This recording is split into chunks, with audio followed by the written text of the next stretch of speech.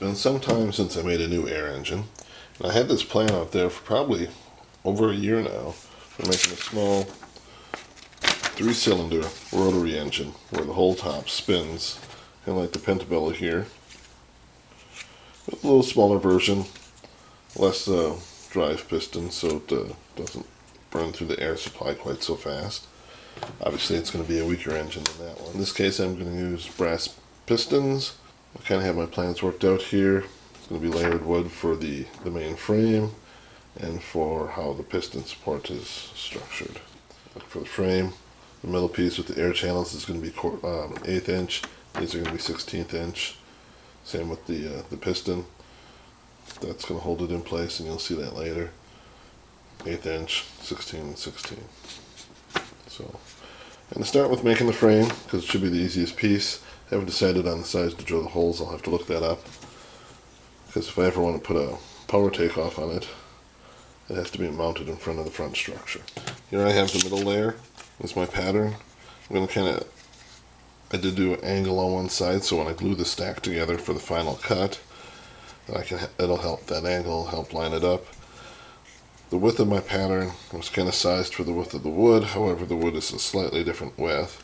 So I'm going to just, the side without the angle, I'm going to do flush to the other side. And then I just have to keep that straight when I do the top layer.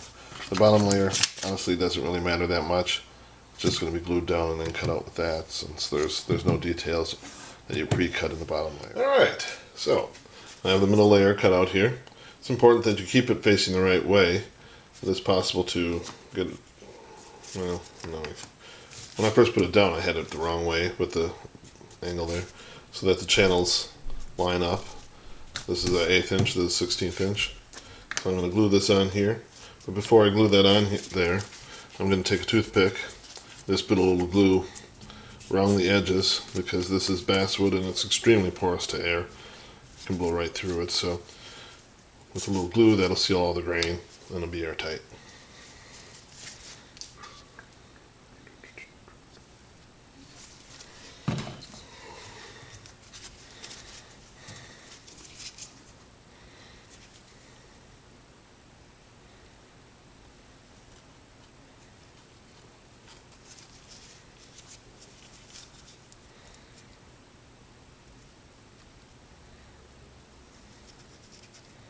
The part that's going to come up off the main frame and hold the piston or shaft or whatever you want to call it, it's going to be made the same way with 3 layers, middle layer being 1/8 again, and then the top layer and the back layer being 1/16.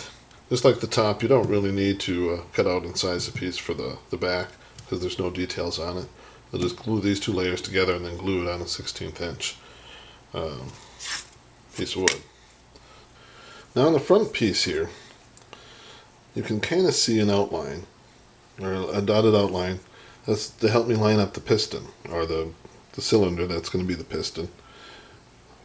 So I'm going to just take a knife or a pin or something and make a couple marks where the dotted outline is going to be to help me line it up later before I cut out the other pieces of this.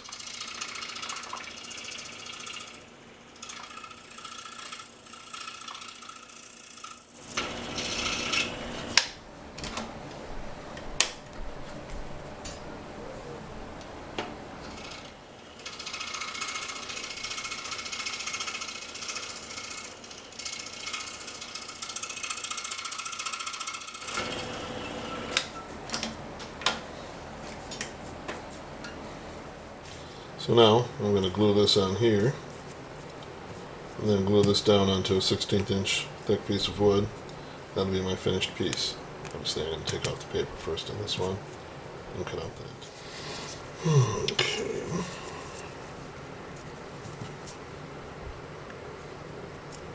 And just seal the grain again.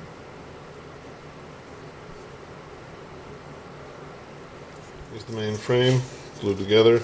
Drilled some holes to cut out my areas and for a future takeoff attachment if I want to try and drive something with the engine.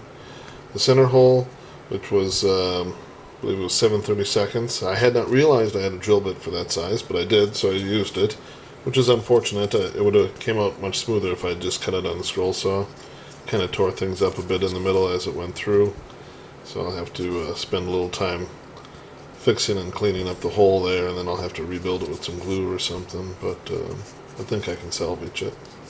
And actually, I've been putting a piece of tape on the back side of the softer basswood that I'm working with, and it helps it get a lot less frizzy edges.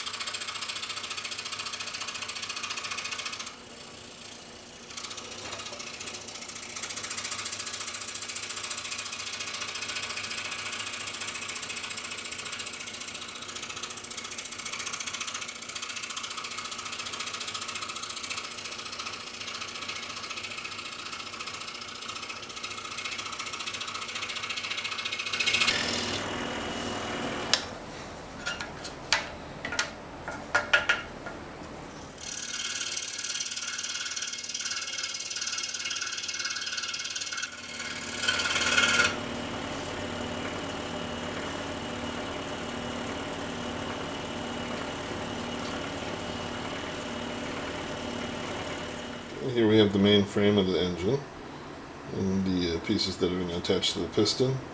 They basically go once the brass tube that's going to be the piston is on here, and that'll be glued on here. And it'll just aim inward like so. Pretty much is depicted on the diagram here. So, but before we do all that, obviously I have some tubes to cut. But I also want to do the centerpiece. Because of the sloppy job I did cutting out the center, I now have to build that up with a little bit of glue.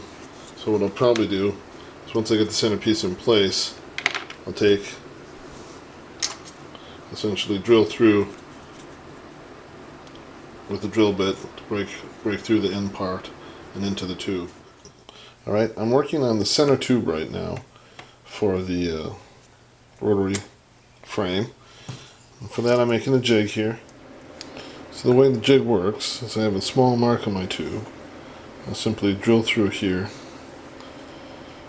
then rotate that small mark to the next line, drill another hole, and rotate again, and drill another hole. Alright, just finished my jig work, and I cut in from the side to cut off the tube, so we're going to just push it out. Obviously there's going to be a bit of cleanup.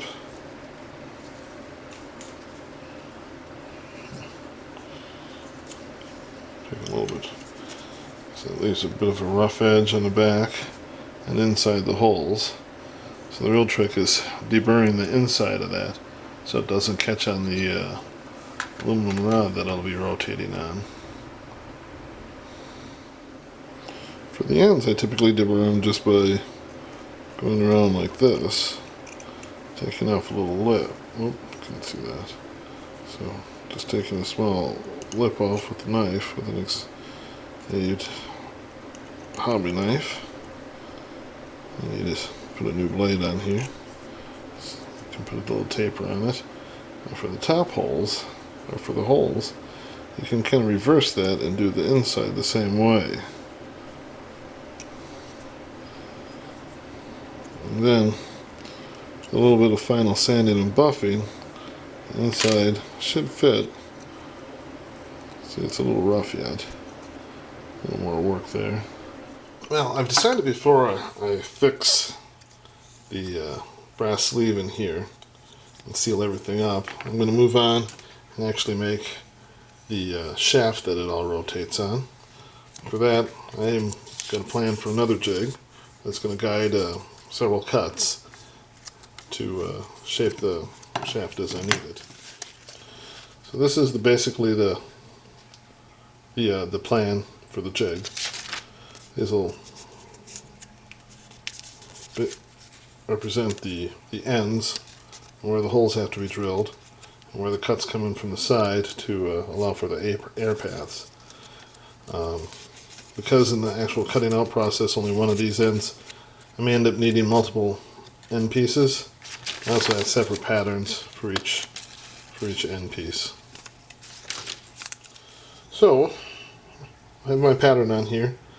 Thinking about things, I'm actually going to cut it off here, drill my hole through, put the rod in, and then cut it off to the actual length. And that way I should have a perfect length of my rod cut with the support on the scroll saw. But we'll see how that goes. Right now I'm going to drill the hole straight through. So one of the harder things to do is drill a straight hole all the way through with the grain of a block like this. Done my best to square it up. It may not have to come out perfect for my motor to work in the end, but I sure would like it to be. Makes life a lot easier when everything lines up right.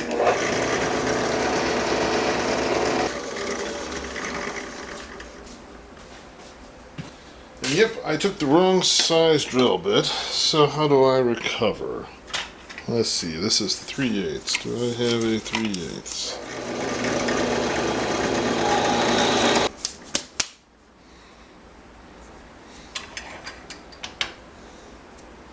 Looks like it came out really good. After a bit of work and pounding, I was able to get the shaft into my block of wood. So now I'm going to just cut it right off. And in the end, I'll probably have to use a chisel to split the block apart to get my piece out because it's quite tight. But that tightness will help me in making my structure here.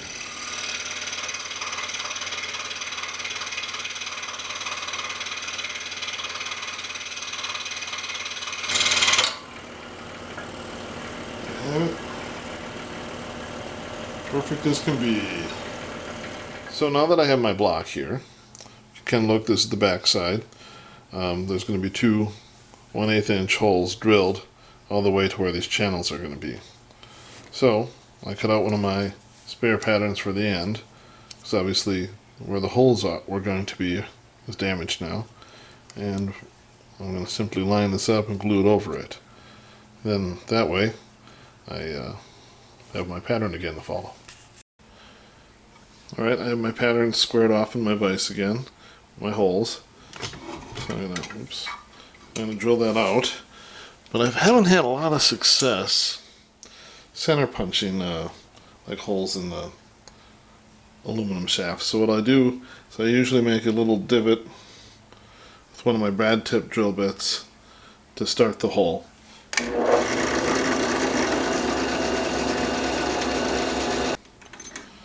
I did not have the foresight to put my pattern in so I could see my depth, so I have to change that.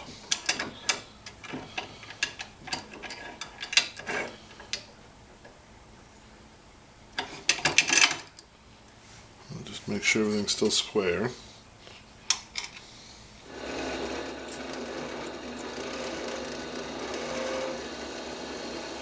That's better.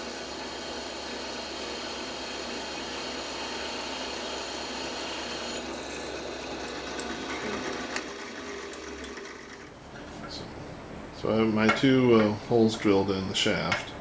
Now I'm going to cut out the notches on the sides here that are going to open the holes to the sides of the shaft when it all comes apart.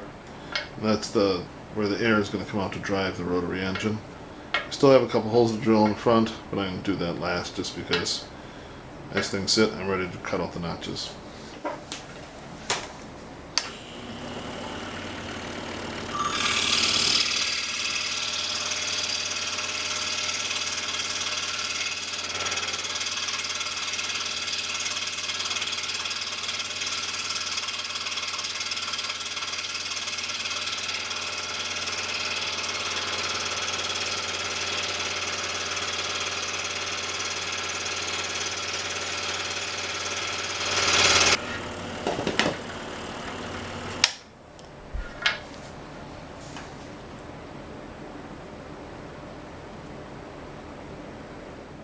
For the final step, making the main shaft, or whatever you want to call it, I need to drill the holes in the end that are essentially going to be, let's go this way actually, the crankshaft, and a screw hole to hold a mounting plate on that holds the rotary portion in place.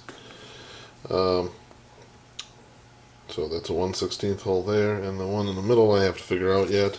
Did find some very small screws at our local home improvement store that are a number 8-80, so they're very small. So I have to find the right size drill bit to get those with a snug fit. I have my block squared off here. Drill press again.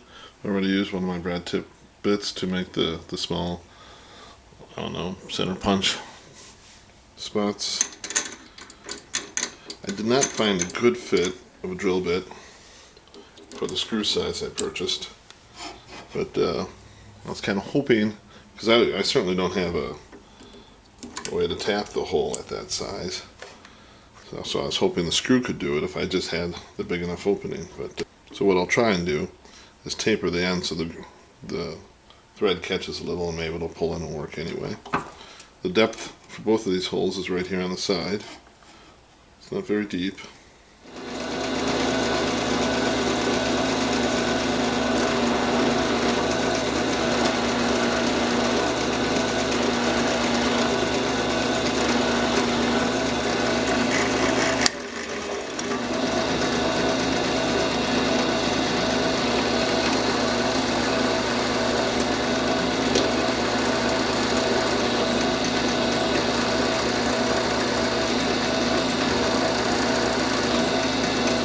I'm going to just widen the opening of the smaller hole just a hair.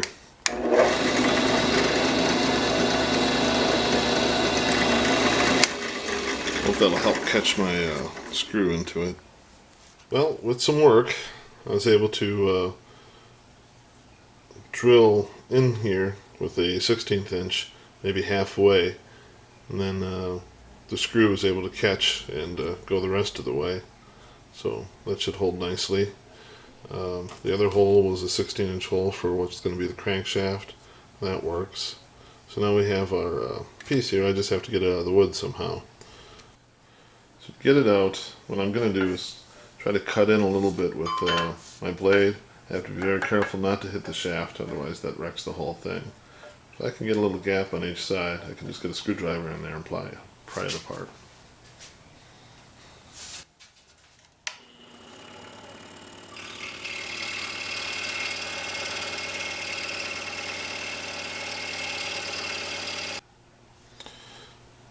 Here we have the finished and freed shaft. You can see we have the two holes going through. They're exposed in the slots for the air outlet to drive the rotary piece here. This will essentially be on here like this, and right now it doesn't run real smooth, but once I buff the inside and sand everything and buff it, it should run spin very smoothly. This is a good breaking point here. I want to thank everyone for watching. In the next video, I'll be completing the assembly of this piece, buffing and making everything spin smoothly. Actually, I think I probably can finish the engine in the next video. But I have confidence it'll actually work. Thanks for watching.